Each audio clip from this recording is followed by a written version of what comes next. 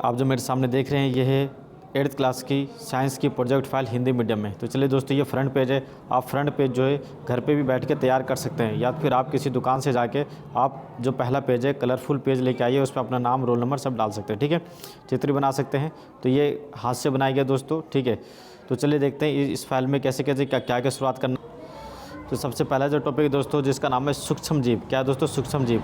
ठीक है, तो आपको ये कलरफुल में हेडिंग लिखनी है और उसके बाद इसके बारे में थोड़ी आपको क्या करना है, परिभाषा लिखनी है, सूक्ष्म जीव क्या होते हैं। ठीक है, तो इस तरीके से आप बहुत ही आसानी से चैप्टर में से भी आप लिख सकते हैं। ठीक है, चाहे तो आप इस वीडियो में से भी आप वीडियो को रोक के स्क्रीनशॉट लेके आप इसको भी क्या कर सकते हैं, यहाँ से भी आप कर सकते हैं। ठीक है, तो इसमें बताया गया है कि जीवाणु के 2 प्रकार होते हैं और कवक के 2 प्रकार होते हैं, प्रोटोजोआ के 2 प्रकार होते हैं, उसके बाद शैवाल के 2 प्रकार होते हैं। ठीक है, तो हर टाइप के उन्होंने क्या करा दोस्तों, परिभाषा उन्होंने लिखी है। उसके साथ साथ इन्होंने चित्र बना दिए हैं।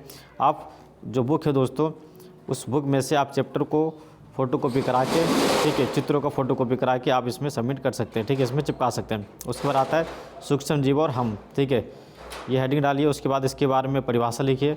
ठीक है, फिर तीसरा मित्रवत सूक्ष्म जीव, ऐसे सूक्ष्म जीव जो हमारे क्या है, मित्र होते हैं।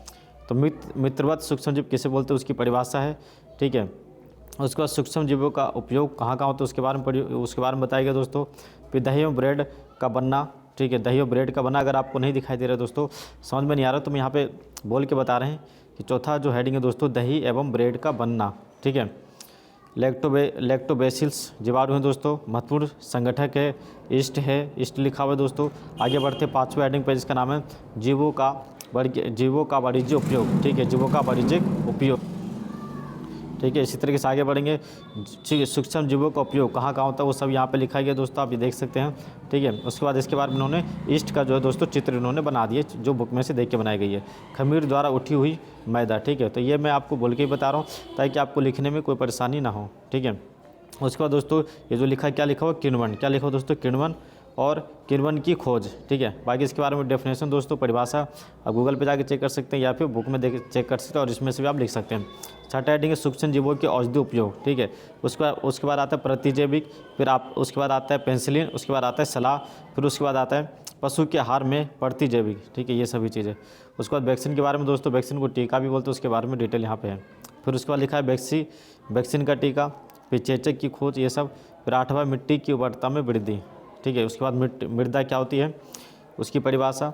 ठीक है, फिर नाइट्रोजन स्थिरीकरण, उसकी परिभाषा दिया गया है। ठीक है, तब ये एक तरीके से कि एक अंदाज़ा है कि किस तरीके से फाइल आप बना सकते हैं। ठीक है, अब अपनी तरफ से जैसा मर्जी वैसा लिख ही सकते हैं। मनुष्यों में रोग कारक सूक्ष्म जीव कौन कौन से होते हैं, रोगजनक सूक्ष्म जीव, ठीक है, संवरीय रोग। फिर मच्छर हो गया। 10वां जंतुओं में रोगजनक सूक्ष्म जीव कौन कौन से।